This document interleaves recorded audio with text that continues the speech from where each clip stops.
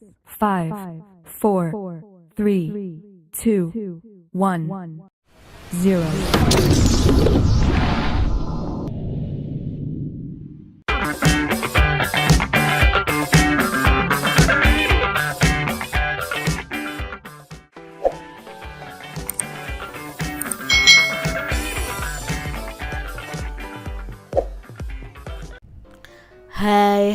Hai, selamat datang di channel YouTube Kak Citra.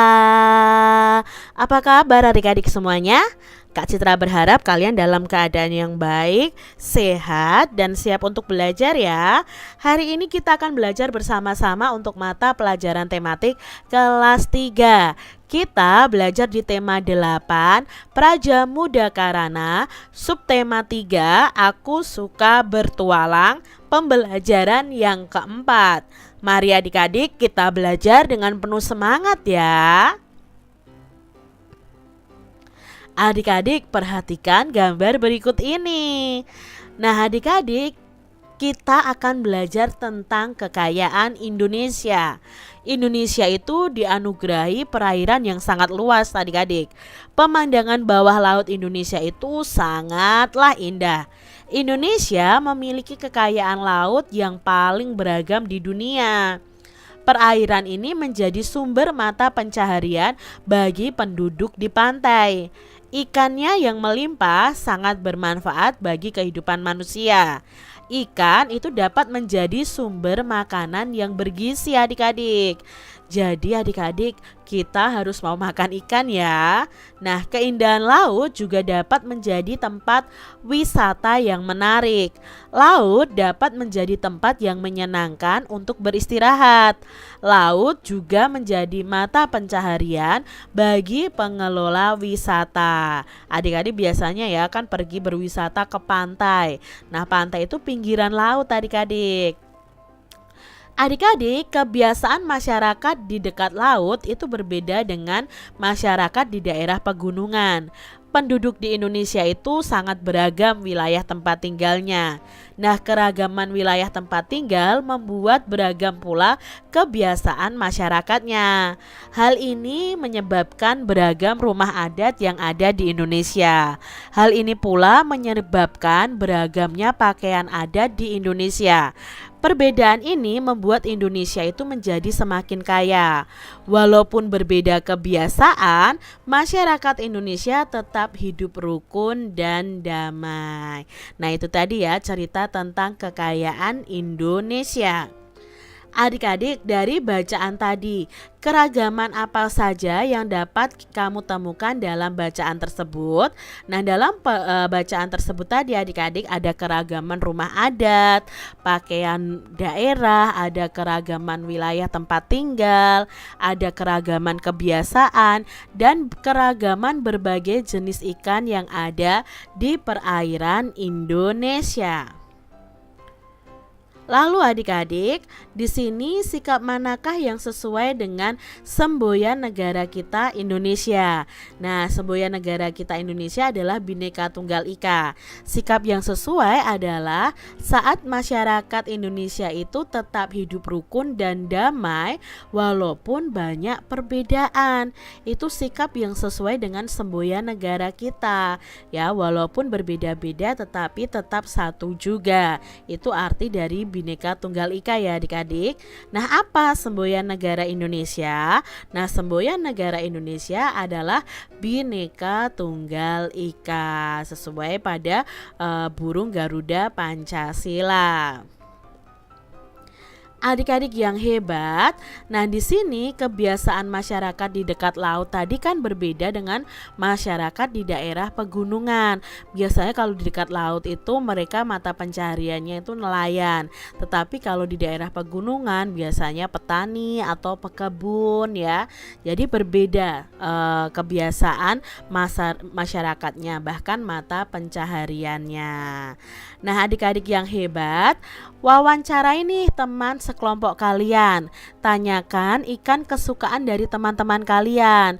Lalu gambarkan keragaman ikan dari kesukaan kelompok anggota kalian masing-masing ya adik-adik ya. Jadi tanyakan, kamu suka makan ikan apa? Misalnya seperti itu.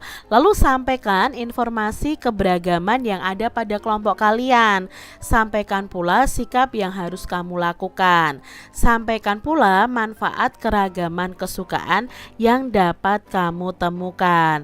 Misalnya nih adik-adik, ada yang suka ikan lele sebanyak 5 orang, lalu ikan tawes ada yang suka 3 orang, ikan gurame ada 8 misalnya ya, setelah kalian wawancarai. Nah lalu kalian membuat diagram seperti ini ya, yang suka ikan lele ada berapa, yang suka ikan tawes, ikan gurame atau ikan nila ya, dan lain sebagainya. Kalian bisa membuat tabel, lalu tabel itu kalian buat diagram seperti ini. Nah adik-adik, dari diagram ini ada 16 orang teman, yang 5 orang itu menyukai ikan lele, 3 orang menyukai ikan tawes, dan 8 orang menyukai ikan gurame. Walaupun kesukaan terhadap ikan dalam kelompokku beragam, kami tetap kompak dalam mengerjakan tugas. Dengan adanya keragaman kesukaan terhadap ikan membuat kelompok kami ini semakin beragam dan semakin menghargai satu dengan yang lainnya adik-adik. Jadi walaupun berbeda makanan kesukaan ya, ikan kesukaan, tapi harus tetap rukun dan damai. Adik-adik yang hebat, menangkap ikan di laut itu ada aturannya. Nah aturan ini dibuat agar kekayaan laut itu tetap terjaga adik-adik. Cara menangkap ikan yang aman itu dengan menggunakan jala. Nah, pernahkah adik-adik menangkap ikan menggunakan jala? Adik-adik, saat ini aturan untuk menangkap ikan di laut itu banyak sekali ya, karena tidak boleh memakai jala yang namanya pukat harimau. Jadi itu jala yang lubangnya kecil-kecil sekali, karena nanti kalau lubangnya terlalu kecil, ikan-ikan yang masih kecil itu ikut tertangkap. Kalau ikut tertangkap otomatis di laut tidak ada persediaan ikan ya, karena ikan yang besar dan ikan kecil tertangkap. Nah itu tidak diperbolehkan adik-adik menjala ikan dengan pukat harimau. Lalu juga tidak boleh memakai bom karena bisa merusak habitat laut, bisa merusak terumbu karang yang termasuk tempat tinggal dari ikan adik-adik. Nah di sini kalian bisa menggunakan jala yang lubangnya agak besar, jadi bisa hanya menangkap ikan-ikan yang besar saja. Ikan-ikan yang kecil biarkan hidup di laut untuk berkembang biak. Nah apakah adik-adik pernah menangkap ikan menggunakan jala, atau kalian menangkap ikan dengan cara memancing adik-adik ya? Biasanya lebih sering memancing daripada menggunakan jala. Nah adik-adik, cobalah melakukan permainan jala ikan berikut ini. Bagaimana ya cara bermain menjala ikan? Nah adik-adik, cara bermainnya adalah tentukan dulu garis batas untuk bermain. Berilah tanda dengan kapur. Semua harus selalu berada dalam batas garis yang sudah ditentukan. Nah setelah itu tentukan 4 orang pemain untuk bertugas sebagai jala. Sisa pemainnya harus bertugas menjadi ikan. Nah ini ya yang menjadi jala yang ini adik-adik. Lalu 4 orang yang menjadi jala harus terus bergandengan tangan ya. Semua peserta dapat bergerak bebas dalam batas wilayah ini. Setelah diberikan aba-aba, jala atau jaring ini dapat bergerak menangkap ikan. Sebaliknya, ikan harus bergerak menghindar dari tangkapan jala ini adik-adik. Nah, 4 ikan yang tertangkap dibentuk menjadi 1 jaring tambahan. Kalau ada 4 ikan yang tertangkap, maka 4 ikan itu harus menjadi jaring atau jala juga. Dengan demikian, kini jaring menjadi 2 buah adik-adik. Nah, 2 jaring ini harus terus bergerak menangkap ikan. Setelah mendapat 4 ikan lagi, buat 1 jaring lagi. Begitu seterusnya sampai ikan-ikan di kolam ini habis. Jadi ini cara bermain menjala ikan. Bisa kalian praktekkan bersama teman-teman kalian ya adik-adik. Nah, ikan dalam jaring tidak boleh bergerak keluar. Ikan harus mengikuti gerakan jaring menangkap ikan lainnya. Nah, adik-adik yang hebat, selain permainan jala ikan yang mengasyikkan, menyantap ikan yang baik itu untuk kesehatan juga adik-adik. Ikan itu mengandung banyak protein. Nah, berikut ini berbagai ikan yang biasa dikonsumsi. Apakah adik-adik suka makan ikan? Di mana kalian dapat menemukan penjual ikan tersebut. Nah, biasanya ya kalau ikan kita bisa makan ikan bandeng, ikan tuna, lalu nila, lele dan lain sebagainya. Nah, para nelayan itu menjual ikan hasil tangkapannya itu di pasar ikan. Penjual ikan di warung dan di pasar membeli ikannya itu di pasar ikan biasanya adik-adik. Nah, di sini perhatikan nih adik-adik, ada petunjuk arah. Nah, ya di sini ya. Ibu Siti ingin membeli ikan di pasar ikan. Perhatikan papan petunjuk arah pada gambar.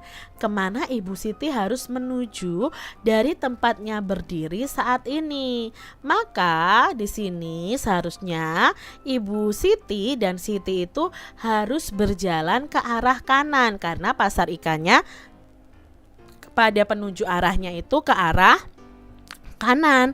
Kalau lurus itu ke Rumah Sakit Damai Sejahtera, kalau ke kiri itu ke Taman Kota. Nah, adik-adik di sini papan petunjuk tersebut termasuk dalam rambu lalu lintas. Rambu lalu lintas itu terdiri dari beberapa jenis adik-adik. Nah, yuk kita pelajari bersama-sama. Di antara jenis-jenis rambu lalu lintas adalah sebagai berikut ini.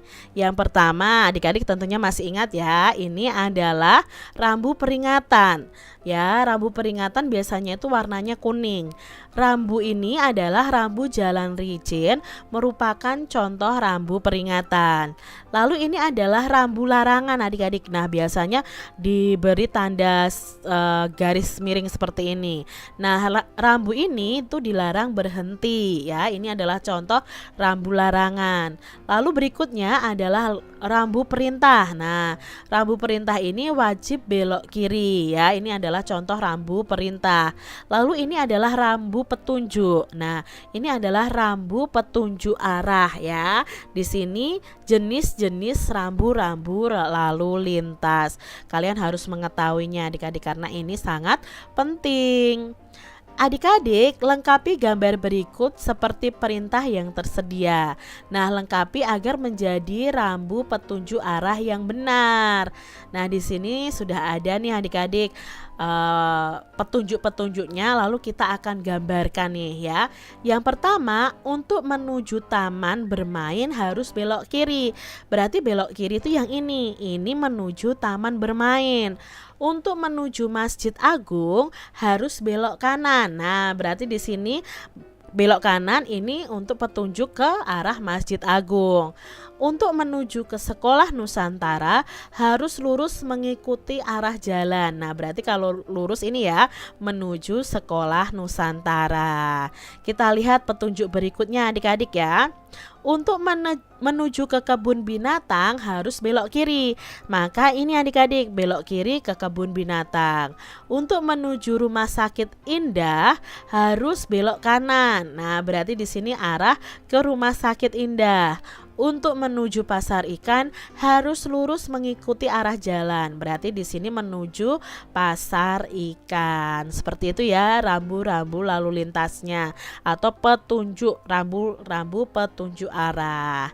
Nah, adik-adik, rambu petunjuk yaitu rambu lalu lintas yang berfungsi sebagai penunjuk arah atau penunjuk tempat. Nah, rambu petunjuk itu dipasang di atas jalan. Namun ada juga rambu petunjuk yang dipasang di pinggir jalan. Seperti itu ya adik-adik ya. Nah, demikian tadi pembahasan kita di tema 8, subtema 3, pembelajaran yang keempat. Semoga video pembelajaran ini bermanfaat ya untuk adik-adik semuanya. Dan sampai jumpa lagi di video pembelajaran Kak Citra selanjutnya. Tuhan memberkati. Jangan lupa tekan tombol subscribe, lalu tekan loncengnya, tekan juga tombol like, lalu share ke media sosial kalian. Jangan lupa untuk ikuti media sosial Kak Citra. Terima kasih.